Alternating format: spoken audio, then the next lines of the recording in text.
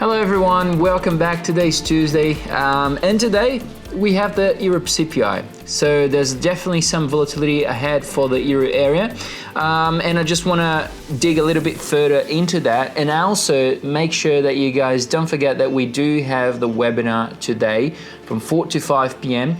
So for you to join the webinar, you just have to join the Telegram. So go in the description, click into the join button. Well, the link will be there for you to join the Telegram, and then you click into join the Telegram over the link.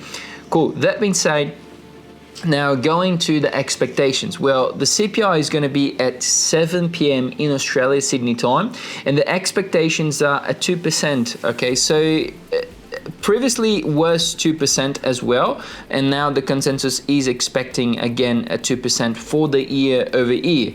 Now the core CPI, the year over year, the consensus at 2.2% from the previous 2.3%.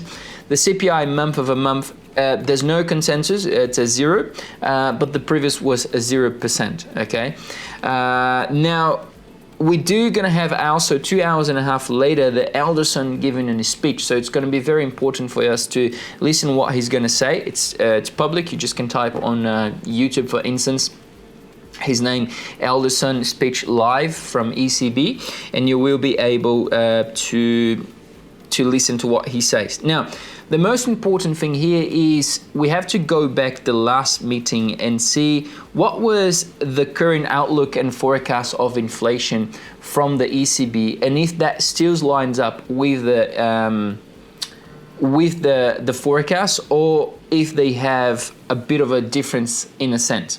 Now let's go into the headline, the HICP.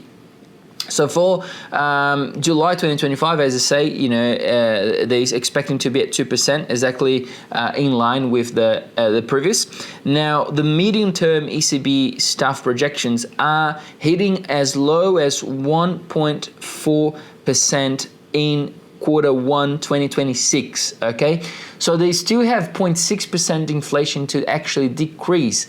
So the lower the inflation come, so let's say it's a 2%, so if it comes at 1.9, 1.8, that would be really great. And with that, the euro would be quite bullish because it's in line with the expectations. Now, if it comes a bit above expectations, I don't think it will have either a bullish or bearish scenario for the euro, okay? Now, if it comes below, I'm expecting the euro to go above the 1.17. Now the euro dollar is trading exactly at 1.1703, so just actually crossed the 1.17, but most likely we will be able to see 1.18 getting hit very soon. Okay, for those who are on the webinar quite frequently, know that we are long on euro dollar since 1.16, so that's around already 100 pips move, and we are targeting 1.20 by end of this year and 1.17500 by end of this month. Okay, this week, sorry. So there's definitely some good trades and good opportunities happening. Now, with that being said, I do believe that US dollar will continue to weakness, okay? As widely expected, the Fed is ready to cut 25 base points in the 17th of September.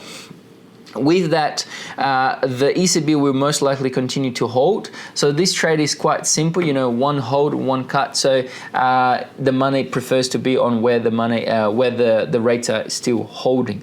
Now, if you want to know a little bit more further analysis into the ECB and also the CPI, come tonight from 4 to 5 p.m. Sydney time, and I will be definitely giving out some snippets for everyone there, and discussing a bit of our trade ideas as well.